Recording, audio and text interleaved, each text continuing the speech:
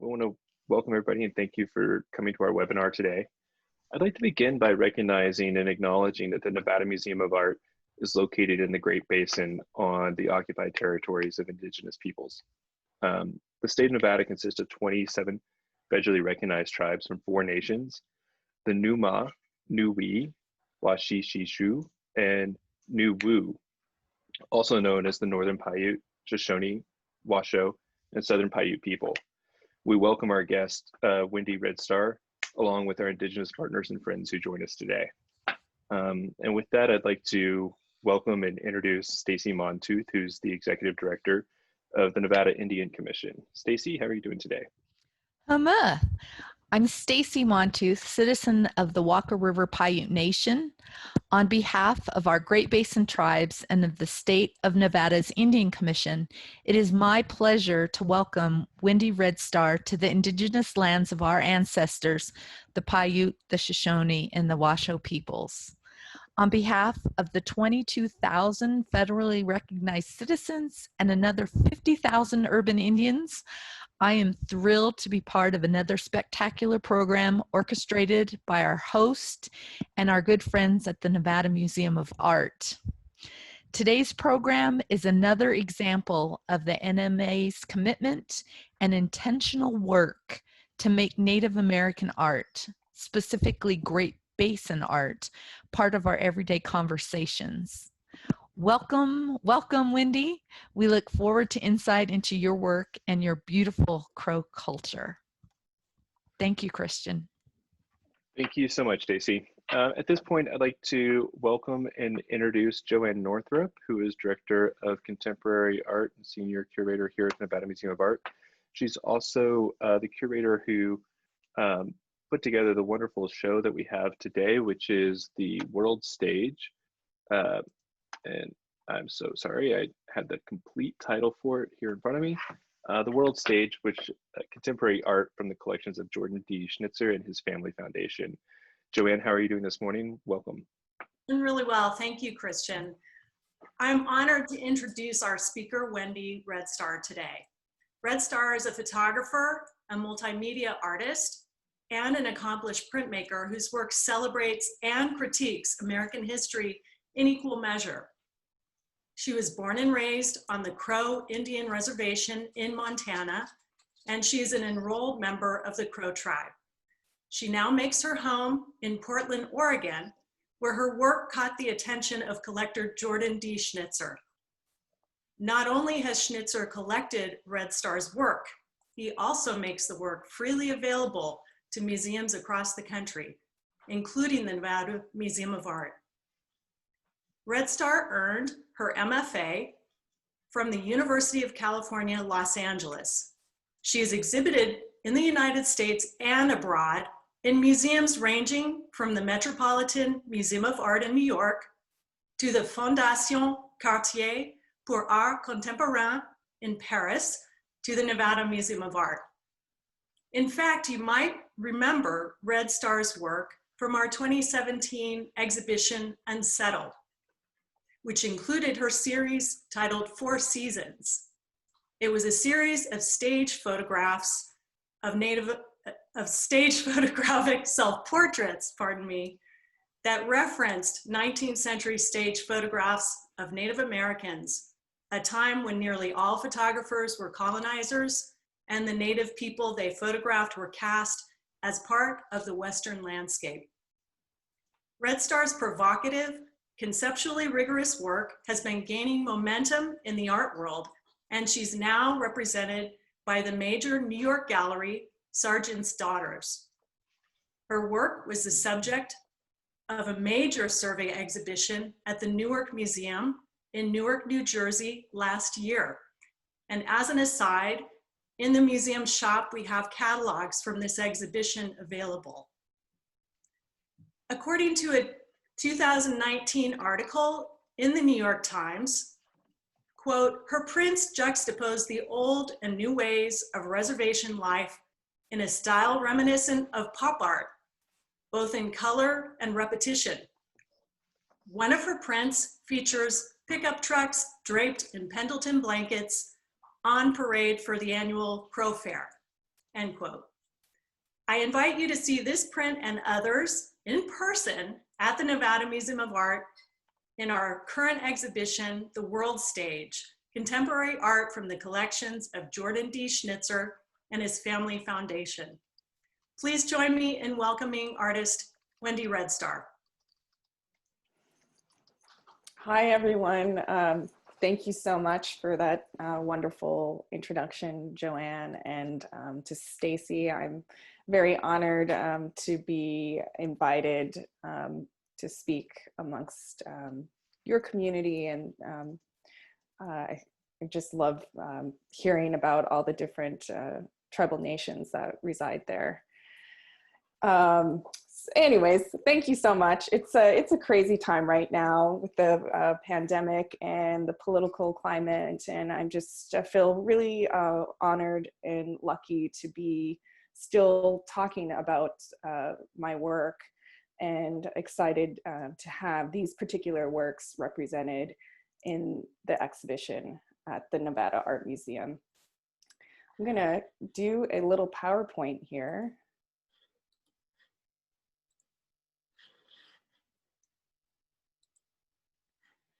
This is always so nice when I travel around, or when I used to travel around before the pandemic, to give lectures to acknowledge the indigenous territory that I would present my work at, because I tend to talk a lot about Crow country and where I'm from.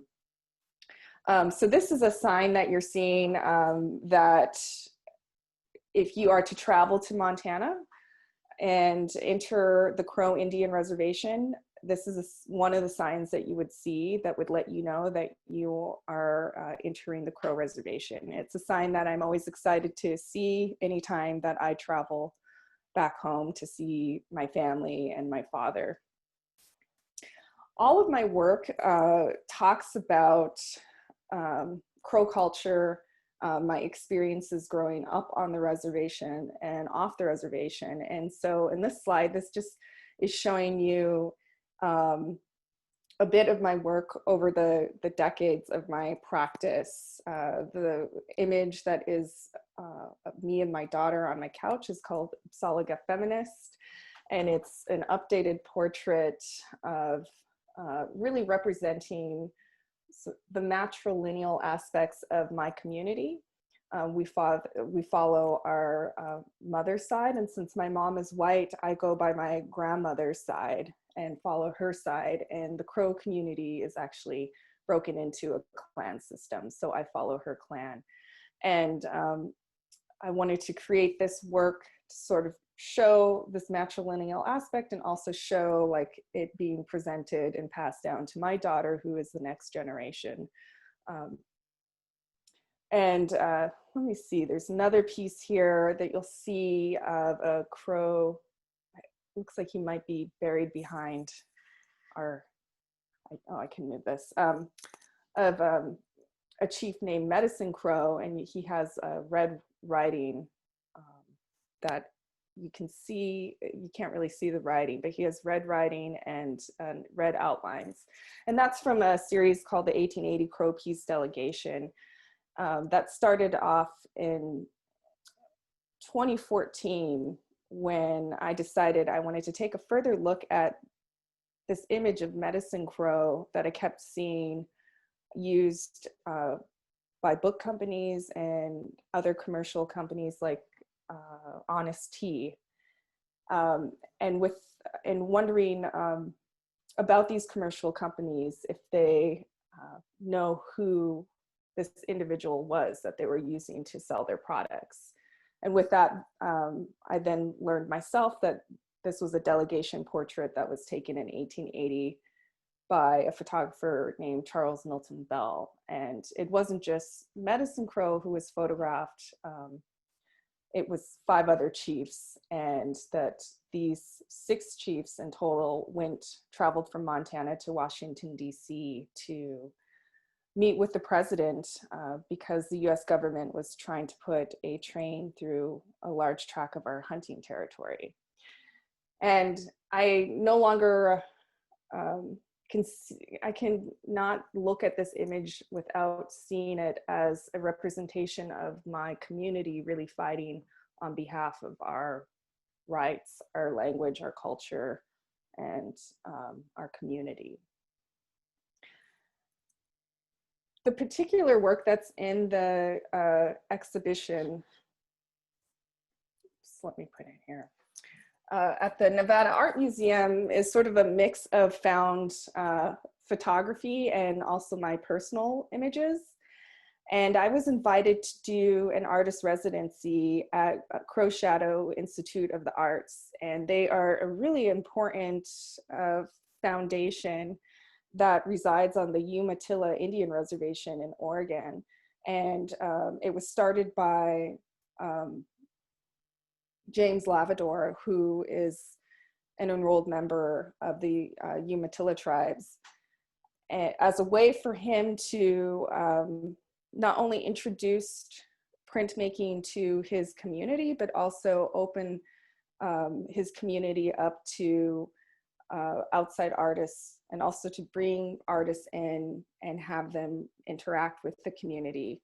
And so it's a really wonderful, innovative program. And so I participated in that twice to produce a series of prints. And I am not a printmaker. So it was very frightening for me to try to wrap my head around making prints. But when you take on the residency, they set you up with a master printmaker. And the master printmaker I worked with, his name was Frank Jensen.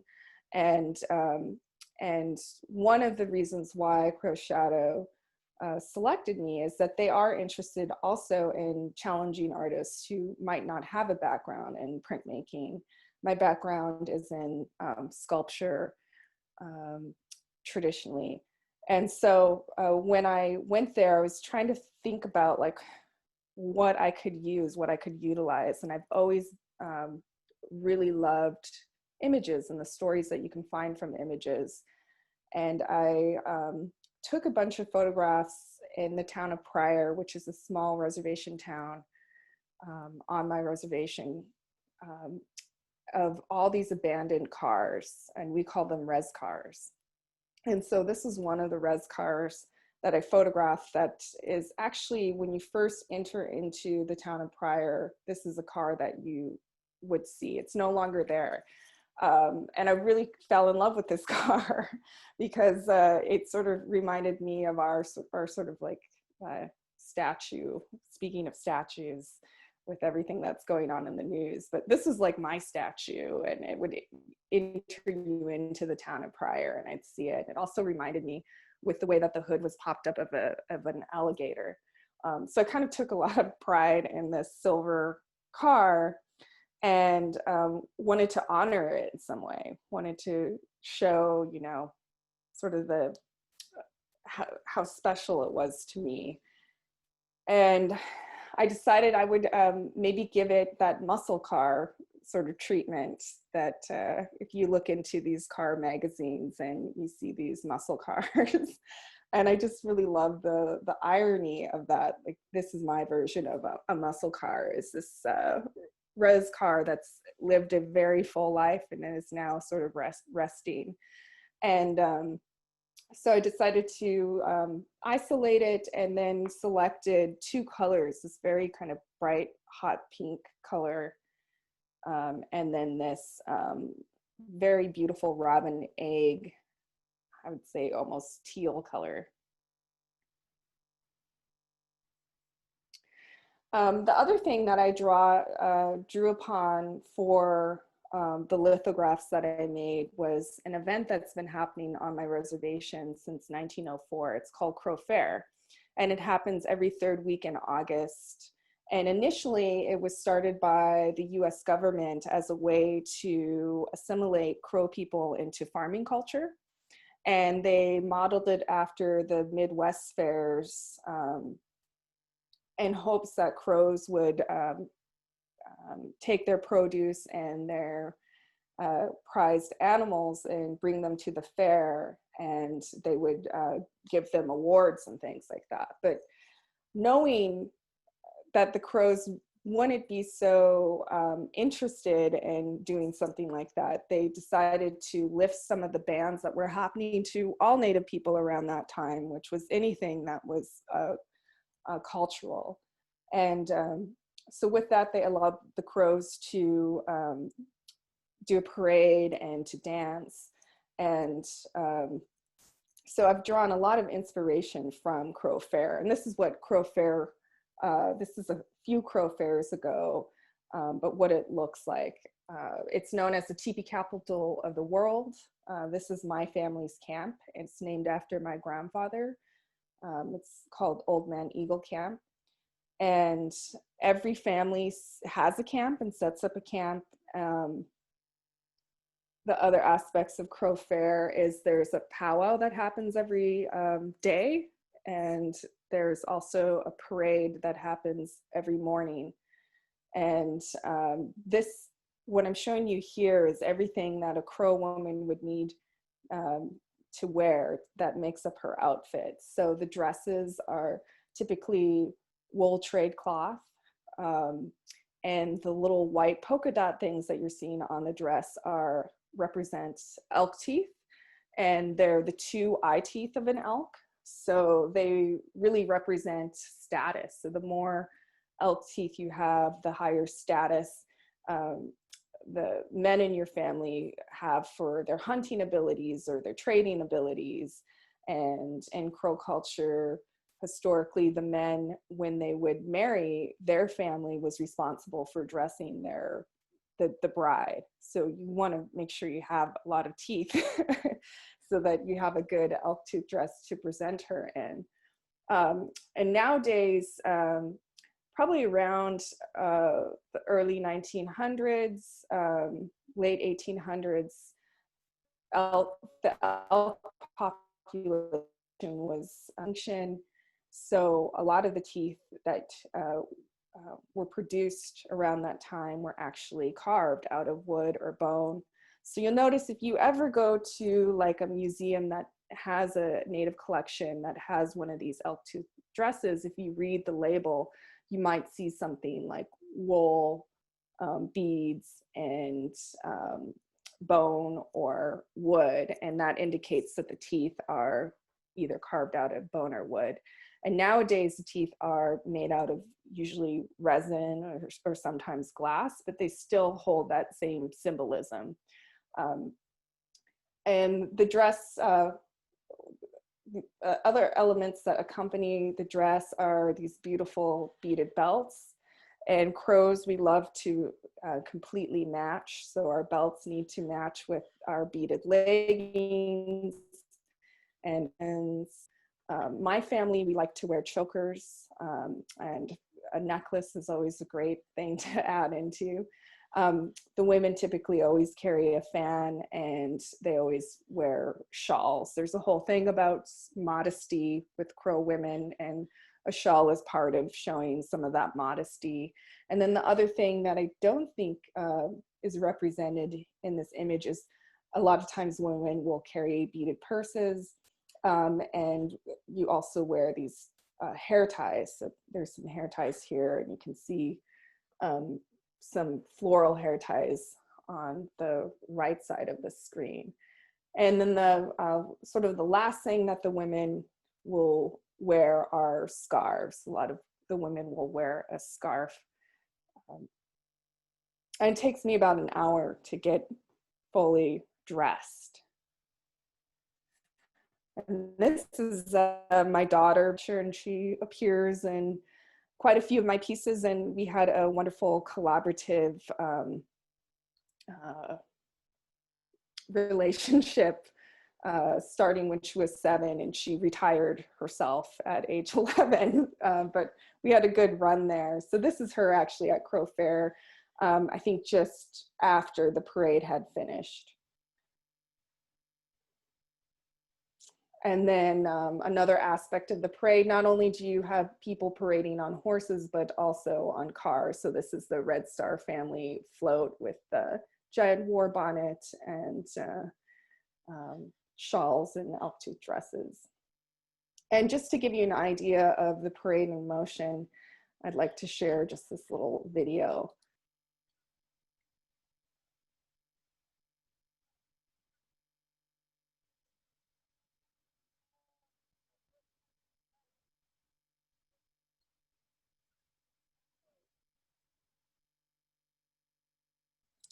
And a few years ago, we celebrated the 100th Crow Fair, which is quite amazing.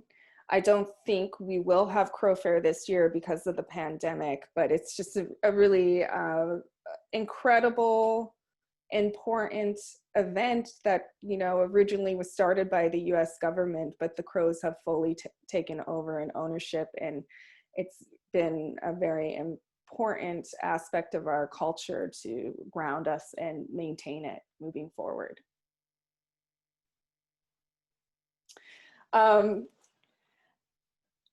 So another work that is on display at the Nevada Art Museum has to do with slides that my father had in that were taken in the late 60s, early 70s. And this is one of his slides of depicting Crow Fair.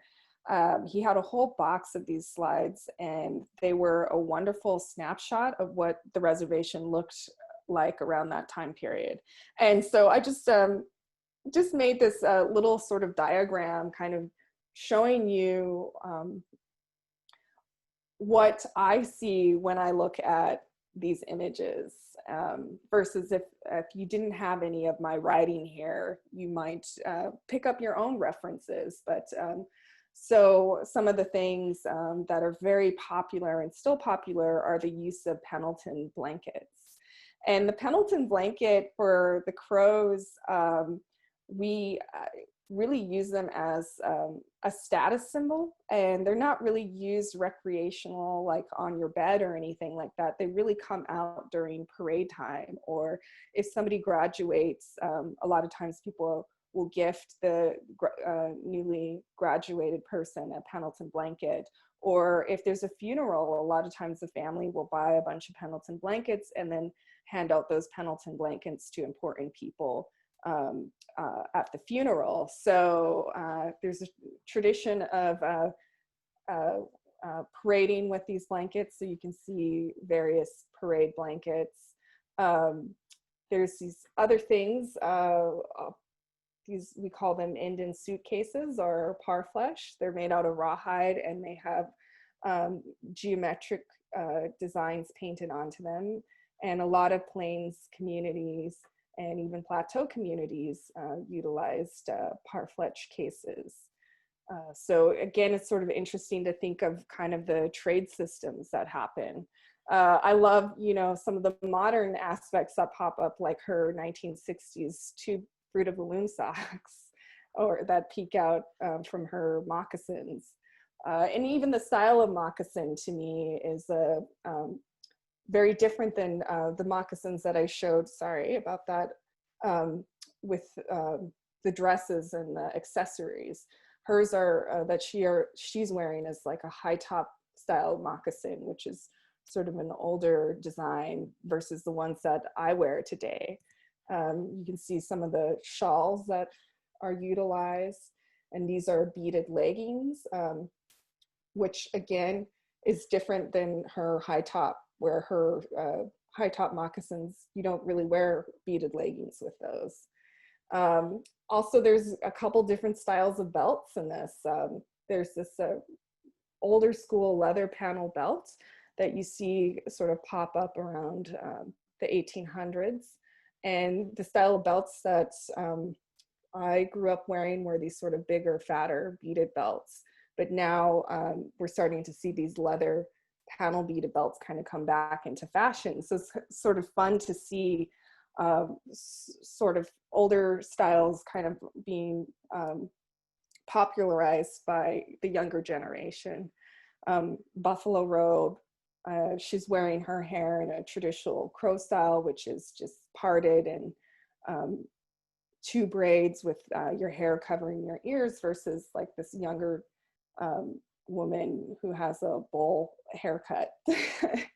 And actually this photo was taken across from our camp. So I actually spotted in here my father's head right there.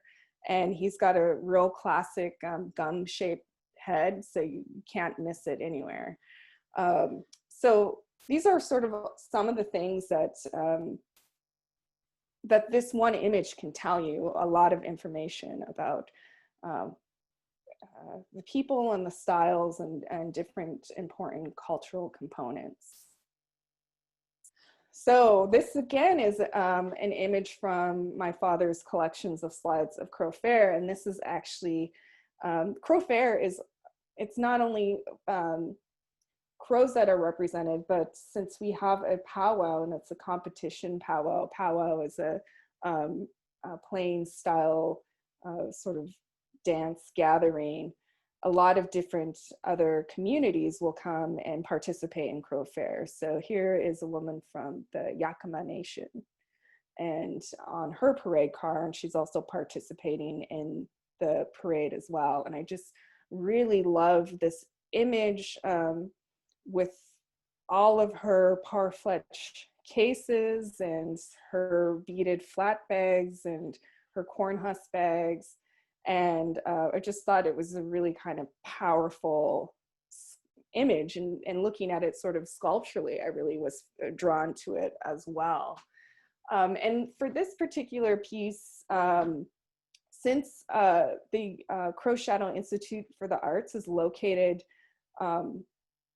near the town of Pendleton, which is where the original Pendleton Woolen Mill is from, it gave me the excuse to go over to the store, the Pendleton store, and look at all their blankets.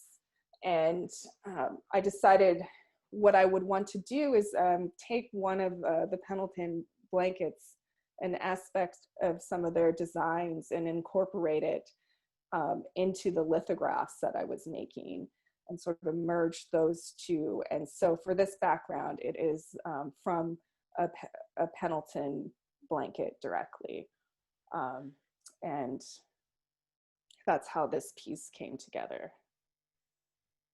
Now, this particular lithograph, these are actually my photos of Crow Fair.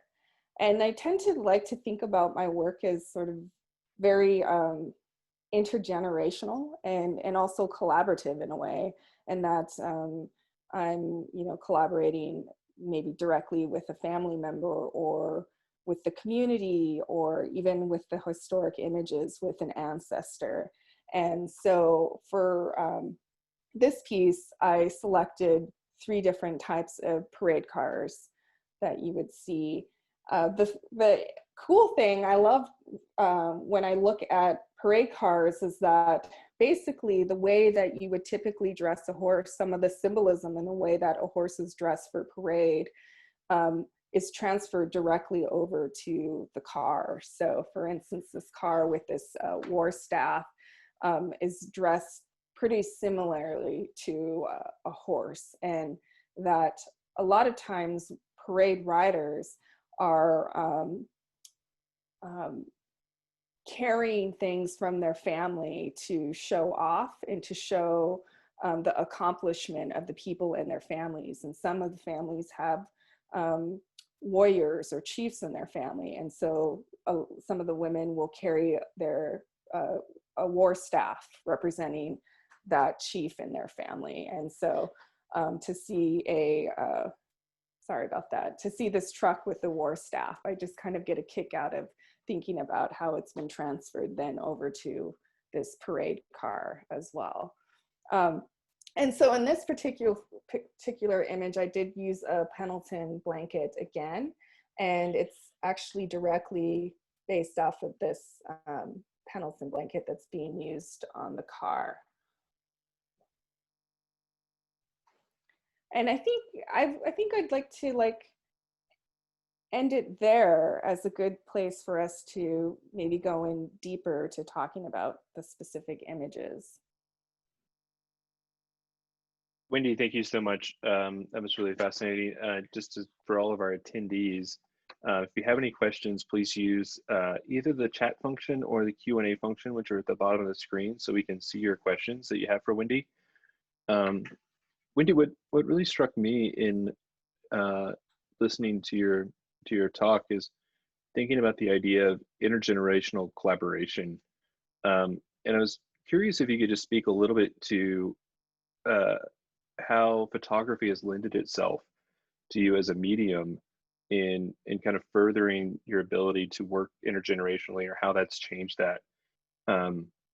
Just because I feel like the camera is a tool that's sort of developed and become now so ubiquitous that you can pass it to an elder, you can pass it to a child, and collaborate in different ways. Is that something that's come up in your work, or something you think about actively as your work progresses? Absolutely. You know, traditionally I was trained in sculpture, both for my undergrad and graduate. I went to graduate school at UCLA and was very inspired there with all the photography majors, and then sort of started to realize the power of photography. But I think even before that, I had always been drawn to family photos and historical photos, and wanting to know more about those images. And sort of, for me, the ability to take my father's slides and then transfer them on to tell, to kind of broaden the story has been really kind of incredible. And having then that story be told at the Nevada Art Museum is even like, it continues the story on. And so, yeah, I find the process to be very collaborative. You know, it's not only in like having conversations with my dad about those images, or like doing research on a historical photo and looking into that ancestor, and then that then connects me with his descendants or things like that. And so it just becomes a very collaborative process. Yeah, I find it super fascinating, and I love the way, thinking of you starting as a sculptor, and then watching sort of the evolution of the work and where the work is that we have in the exhibition today. There's still such a sculptural feel to it in the way that things are layered, not just through content, but just as in the way the images are actually built and present themselves. We have a question from Linda, who's asking what the symbolism of the stars and stripes in this last work, the work that's on view on our screens right now, is. Yeah, the symbolism is with the stars and the stripes, those are directly taken from different Pendleton blankets. But the Red Star, I got a kick out of, because my last name is Red Star. And the significance of my last name actually comes from my great grandfather. That was his name, was Red Star. And when they allotted Crow territory during the Dawes Allotment Act, my great grandfather, Red Star at the time, was considered a head of household. So they gave each head of household a certain amount of land, and then to document that, everyone who lived in Red Star's household was provided a Christian name, and then they used his name as a last name. And so there's a rich history even to, the use of my last name. So having those Red Stars there was sort of a homage to my last name and my great grandfather. So the next question we have here is from Daniel. Daniel says, hello, Ms. Red Star. I'm a photography student at UNR and love your work. In 2018, I made a photograph of a Black woman who appears to be drowning in shotgun shells. As a white person, I feel frustrated that there are not enough white people speaking out against racism. Colin Kaepernick took a knee in 2016, and seemingly the city of Reno stopped wearing his jersey. For those of you who don't know, Colin Kaepernick attended the University of Nevada, Reno, which is located here in Reno, stopped wearing his jersey and turned their backs on him. How do you recommend white artists use artistic expression to speak out against racism whilst recognizing their privilege. Thank you, Daniel. That's a, hi, Daniel. That is a really difficult question. And I feel like for me, the focus has always been about humanizing myself, my community, and people coming together based on like the humanity of the human experience. And so I think really just being decent to one another and having empathy and recognizing that that's a person, you know, that's a person. And if you have a question, I guess, as a white person, first ask yourself to answer your own question. And if in answering your own question, you realize that it's inappropriate, then I think it's just doing the work. You know, you have to do the work. And so I do think I like that. If you're going to ask a person of color a question, first try to answer it yourself and see where that gets you. And if you get an answer from answering your own question and you feel like it's okay to ask, then yeah, it's just about having empathy and recognize people as humans and human beings and doing the work. That's all I can tell you. Yeah. Let's see here. Do we have any more questions from the audience? You can pop them into the chat or into the Q&A feature.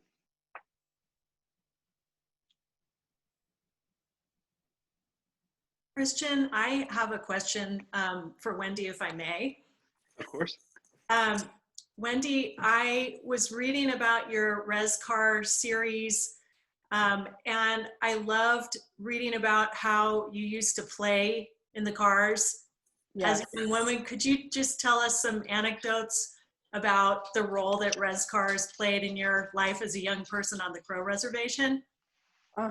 Yeah. I think that's why I'm so fond of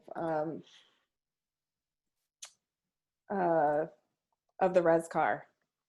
And originally, I think I took these photos in like the mid 2000s, and I set out specifically to document the res car. And it's sort of this phenomenon that I didn't recognize until I left the reservation, that not everybody, at least in certain, you know, communities, didn't have res cars or broken down cars. And so I set out in the like mid 2000s to document as many res cars on my reservation. And this particular town on the reservation named Pryor, it's very tiny. I think there's 500 people who live there, and all of the houses I encountered had at least 2 to 3 res cars.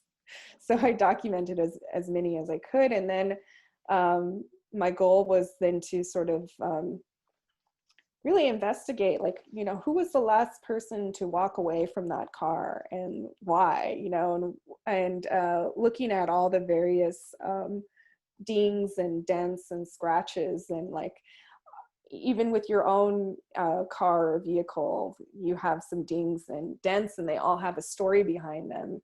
And wanting to kind of understand like these various stories to these cars. And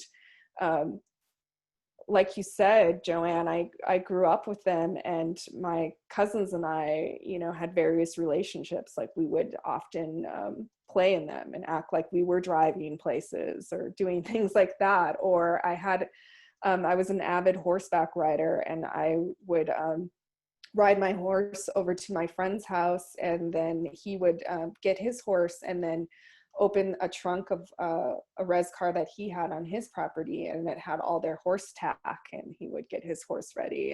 And so they became like these other things and lived these other stories beyond like what they were originally used for. Part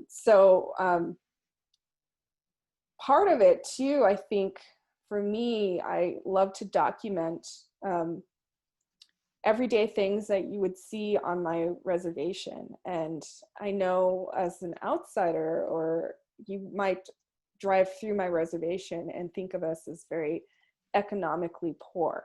You know, you see this very ugly, broken down car like in front of someone's yard that's not mowed or whatever. And to me, I never really see that. And I was asking myself, why is it that I don't see that, you know? And it's because we're so culturally rich. And that's what I see. I see beyond that, and the cultural richness that we have that is really uncomparable to off the reservation. And so to me, I just see like a really strong and resilient people who have maintained their culture and their traditions through such hardships. And so the cars kind of represent that to me. In thinking about everyday objects, Amanda asked if you could talk a little bit more about the significance of the Pendleton Blanket, which for many people might be an everyday object, but you described as something as more of a status symbol or not something that would be used every day. Could you talk a little bit more about the significance of the Pendleton blanket to the Crow people? Yeah, thank you.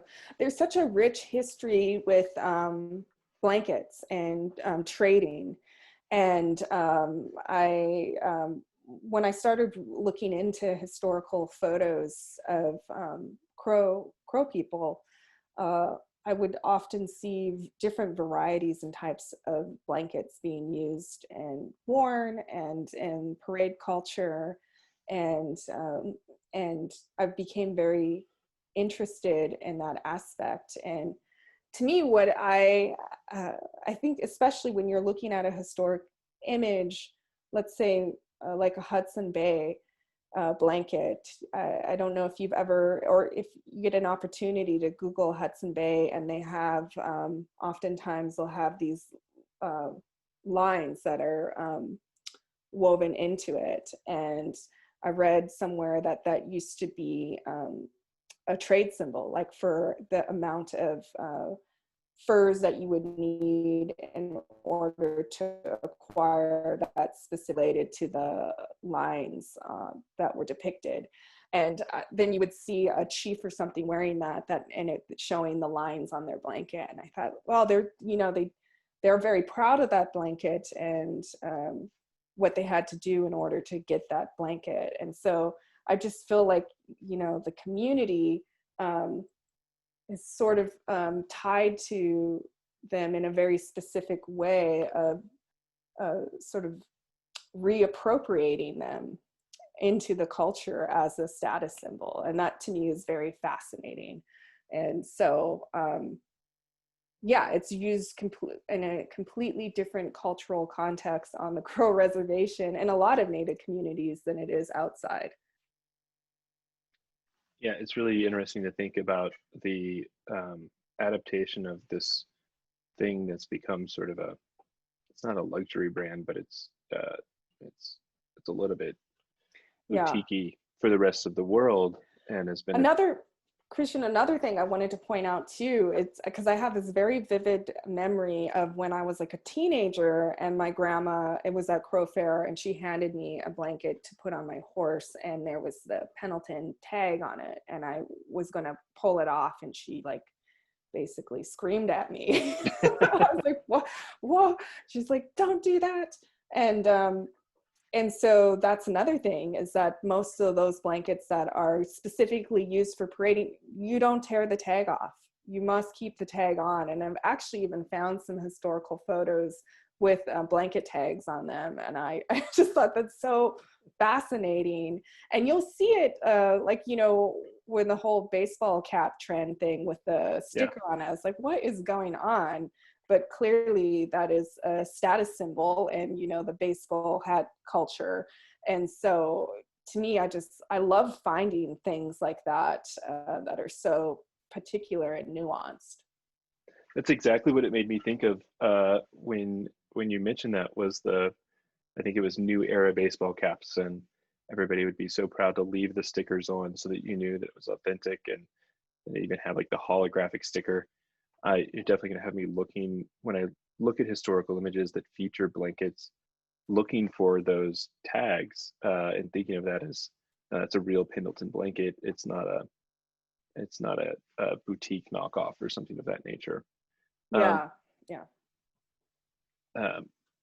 So one question that just came through in the chat was, how does your feminism inform your artwork and sort of guide you through your practice?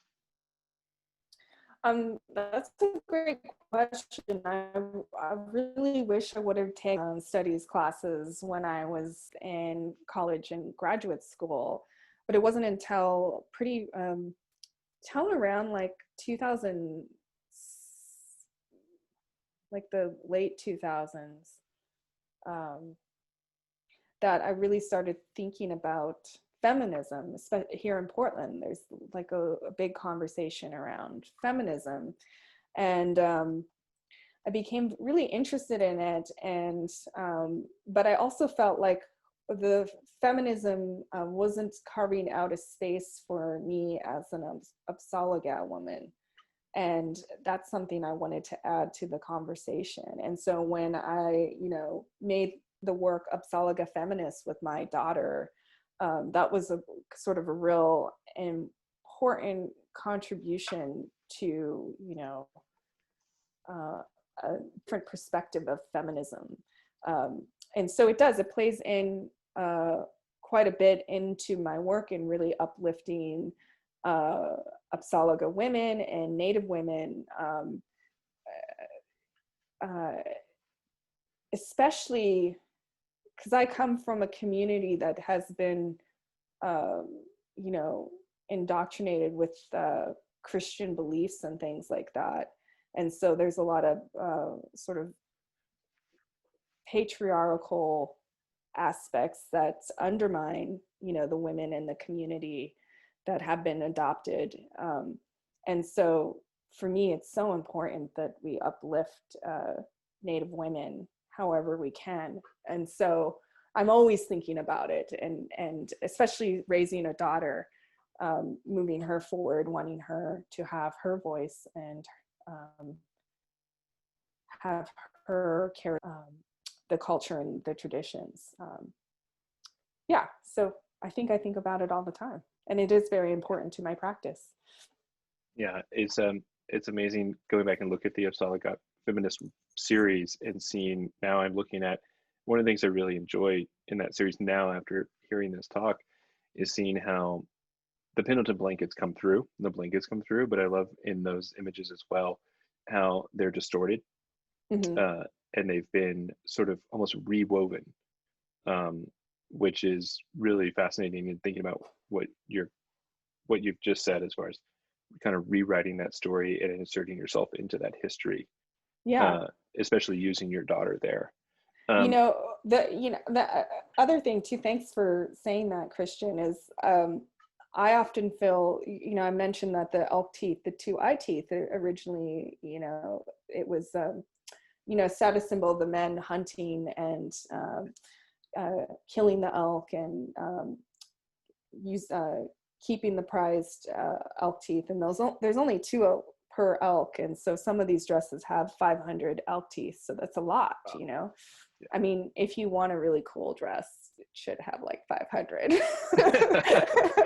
But anyways, but now I feel like with that they're now synthetic teeth, that I am on the hunt for sourcing the best fake elk teeth. And so even in that, most of the it's the women now who are acquiring our synthetic elk teeth in whatever way that we can. And so I even love thinking about that as a Apsáalooke feminist sort of drive, and like acquiring the best fake elk teeth you can and the best materials so that you can dress your family and show them off in the best light. It's just an amazing thing to think about, just how some traditions stay the same and yet the methods change, where the 500 elk teeth would represent 250 elk that were brought in, and now 500 synthetic elk teeth represent hours and hours of research and scouring and looking and sourcing. I'm Exactly. curious, as we wrap up here, and I'd like to kick it back to Joanna as well, but I'm curious if there are other Native artists that you look up to or would encourage this group to seek out and explore their work, that not necessarily influence your work, but just that you really think that we should know about. Oh, yes. I just wrapped up editing an issue for Aperture magazine that's Indigenous focus, and that will come out in this coming fall. And so that was like a really wonderful opportunity for me to highlight important Native artists to the art world. And so some of those artists that are highlighted that are all very big inspirations to my work are Dwayne Linklater, Rebecca Belmore, Ellen Michelson, Marianne Nicholson. Let me see. There's so many more, but those are some of the people who are featured in the magazine, who I think are really critical voices to the contemporary art world. Very cool. Joanne, do you have any other questions or anything you'd like to add as we get closer to the end of our time here? I feel like I could, if it was left to just me, I think we'd be going for another half an hour, 45 minutes. And it would just be Wendy and I talking about art. Well, I would love to know if Stacy Montooth has any questions for Wendy while she's here. You just muted yourself. Sorry, Stacy. Absolutely. I'm with Christian. I could spend the rest of the evening talking with you, Wendy. I have to tell you, your description of how you feel when you see res cars and when you talked about never stigmatizing or thinking of our Native communities as poor because our culture is so rich, that brings tears to my eyes. You know, that's not a question, but I wanted to share, there's so many commonalities between your community and, of course, the Great Basin tribal nations. You know, we believe we're all connected. We don't recognize political boundaries, and there's such a connection. Your art is so powerful, and the humor is just astounding. And I think that not just in 2020 with this global pandemic, but you know, when you look at the history of our great culture, that humor is a technique, something we use to adapt. And clearly our ancestors had to adapt, and we are today as well. I guess my one question is, when are you gonna come to the Great Basin? I guess unfortunately, you know, this pandemic is going to impact that, but please know that you are always welcome in our Indigenous territories. We would love to show you our res cars and talk more about, you know, the intergenerational work. Your daughter is so beautiful, and it's just, again, part of our culture, which it certainly connects with the Crow, the importance of the youth, and how you're mentoring her, and what you mentioned about your conscientiousness about feminism.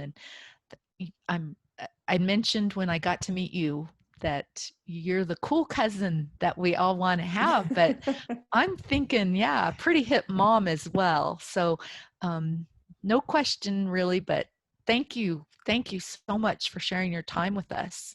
And of course, I hope it goes without saying, we couldn't do this without the Nevada Museum of Art. We are so grateful for this opportunity. Thank you so much, Stacy. If we don't have any more questions, and it looks like there's nothing coming in right now, I'd like to thank Wendy Red Star so much for spending the afternoon with us. I definitely hope that you get to come and visit the Great Basin and come and visit the museum here. And I know that we've been talking about the future when there might be a time that we can actually come back together and travel freely. So we would love to see you up here and hopefully have you back at some point to the museum. Stacy, so thank you so much for joining us today and welcoming Wendy and just being a part of this conversation. Joanne Northrup, thank you as well. Yeah, I look forward to us being able to see each other in the office together. And yeah, thank you everybody. Come and see the exhibition, The World Stage, at the Nevada Museum of Art. It's open now. And have a wonderful afternoon, everybody. Thank you so much for joining us. Bye, everybody.